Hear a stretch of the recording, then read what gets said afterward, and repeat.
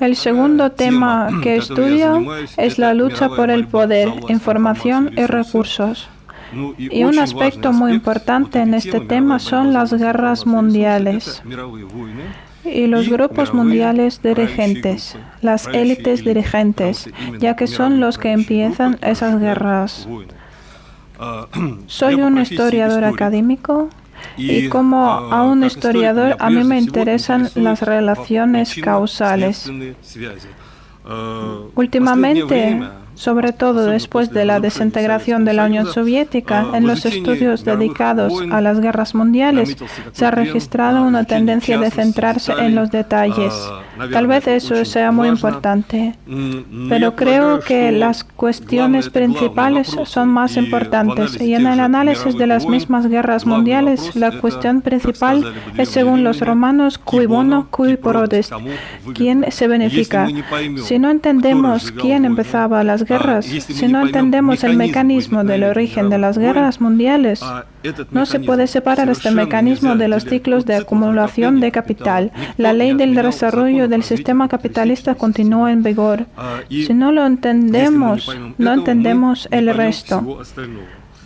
Tanto más cuanto que hay personas y grupos que falsifican los acontecimientos, especialmente después de la desintegración de la Unión Soviética. En el oeste y en Rusia, por cierto, empezaron a hablar que la Unión Soviética era la culpable casi igual que Alemania de Hitler. Y la herramienta peculiar de esos falsificadores es el pacto de no agresión entre la Unión Soviética y Alemania de 23 de agosto de 1939, que en el oeste llaman el pacto entre Molotov y Ribbentrop. Sin embargo, esa herramienta no es tan segura. La Unión Soviética fue el último Estado grande europeo que hizo el pacto de no agresión con Alemania. Un año antes lo hicieron Gran Bretaña y Francia. Y la Unión Soviética, que mucho tiempo persuadía a esos países crear el sistema de la seguridad colectiva en Europa del nazismo, se quedó sin nada. En el oeste les gusta recordar este pacto entre la Unión Soviética y Alemania, pero no les gusta recordar el Acuerdo de Múnich de 28 de septiembre de 1938. El año más importante desde el cual Europa y el mundo empezaron su camino hacia la Segunda Guerra Mundial fue 1929.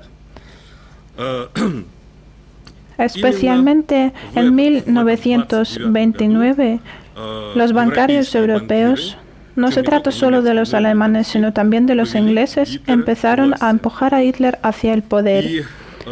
Hitler tenía que resolver varios problemas. Tenía que desintegrar la Unión Soviética, pero tenía que resolver también otro problema importante, el que mencionó Hjalmar Schacht, uno de los organizadores más grandes de la industria alemana. Cuando en 1930 Hjalmar Schacht persuadía a los bancarios y a los industriales a apoyar a Hitler, lo argumentaba así. Hitler decía, destruirá el Estado Nacional en Europa y creará Europa, la Unión Europea del tamaño de Venecia. Pero el problema fue cuando Hitler llegó al poder, Alemania estuvo en una situación tan mala que incluso el dictador de Polonia, Pilsudski, pudo mirar a Hitler por encima del hombro. Por eso hubo que abastecer los recursos a Hitler. Sobre todo, hubo que resolver el problema con las reservas de oro y divisas que le faltaban a Hitler. Por eso le entregaron a Austria con sus reservas de oro y divisas. Empieza lo que muchos historiadores consideran el momento decisivo que llevó directamente a guerra. El 19 de noviembre de 1937 tuvo lugar la visita de Lord Galifax a la residencia de Hitler en Alpes, Berchtesgaden. Aquí fueron alcanzados los acuerdos muy importantes, sobre todo los acuerdos sobre la dotación industrial y militar de Alemania. Es que incluso en el 37 Alemania no tenía su propio potencial. ¿Quién sabe qué país en Europa tenía el potencial militar industrial grande que se podía regalar a Alemania y aumentar considerablemente la potencia militar de Alemania? ¿Qué país fue? ¿Quién sabe? Checoslovaquia, exactamente. Checoslovaquia tenía una base militar muy potente, así que decidieron regalarla a Hitler. Fue imposible hacerlo de una vez. Hubo que regalarla parte a parte. Hitler provocó la crisis con Checoslovaquia. Su resultado fue el Acuerdo de Múnich de septiembre de 1938. Estoy convencido de que la Segunda Guerra Mundial empezó el 28 de septiembre de 1938. Nos lo confirma Winston Churchill. Después mencionaré su carta poco conocida y lo vamos a ver. Entonces, los generales alemanes que no estaban informados de los acuerdos clandestinos se horrorizaron de la intención de Hitler de atacar a Checoslovaquia. En ese momento, el ejército checoslovaco contaba con 34 divisiones, o sea, con 1 millón de personas. Los alemanes tendrían que atacar en unas zonas montañosas fortificadas. Así, los generales alemanes estimaban, y tenía razón en términos militares, si Hitler hubiera atacado a Checoslovaquia, Alemania habría sido derrotada. Por eso, a mediados de septiembre de 1938, los generales alemanes planeaban una detención y, en caso necesario, una eliminación física de Hitler en el llamado complot de Beck. En ese momento Hitler estaba en Berchtesgaden y a su regreso a Berlín planificaban detenerlo. Pero los generales alemanes cometieron un error. Informaron a los británicos de sus intenciones. ¿Cómo los británicos necesitaban a Hitler para otros objetivos? Hicieron dos cosas. Primero, Chamberlain fue enviado a Hitler a Berchtesgaden para que Hitler no viniera a Berlín. Pero lo más importante es que Churchill escribió una carta a von Kleist. Ahora la voy a citar. De hecho, Churchill indica que Gran Bretaña arrastra a Alemania a la nueva guerra mundial.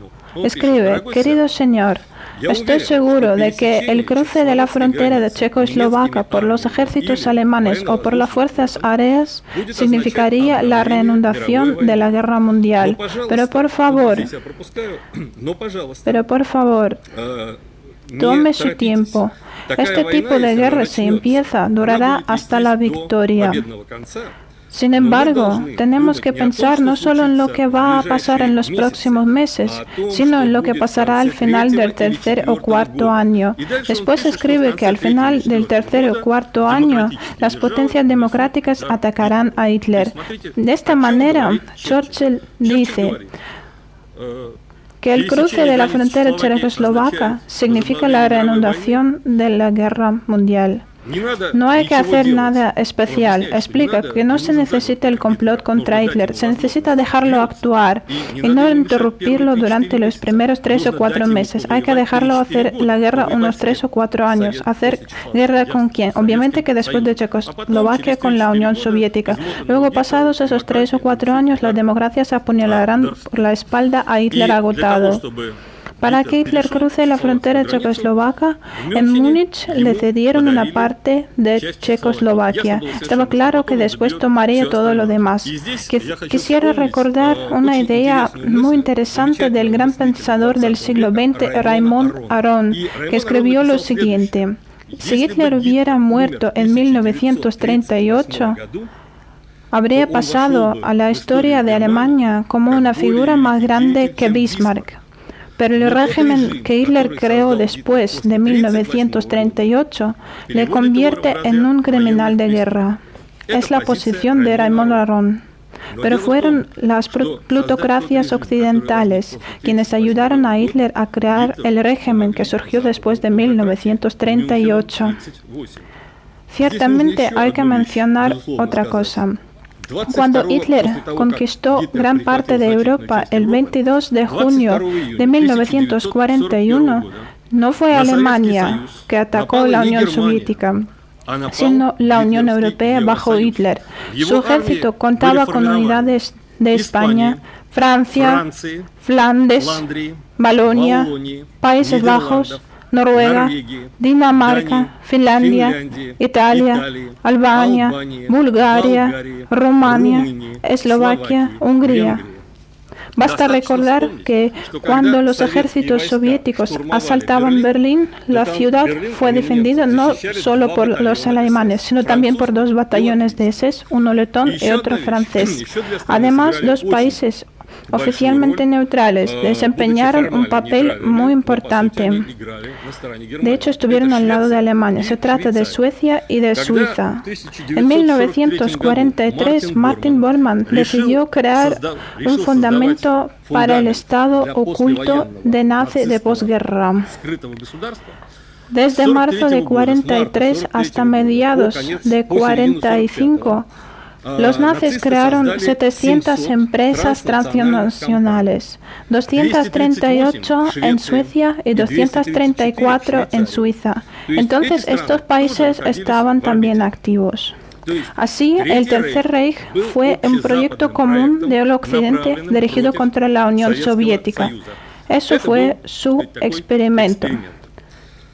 El 14 de marzo de 1939, Hitler invadió Checoslovaquia y Checoslovaquia dejó de existir.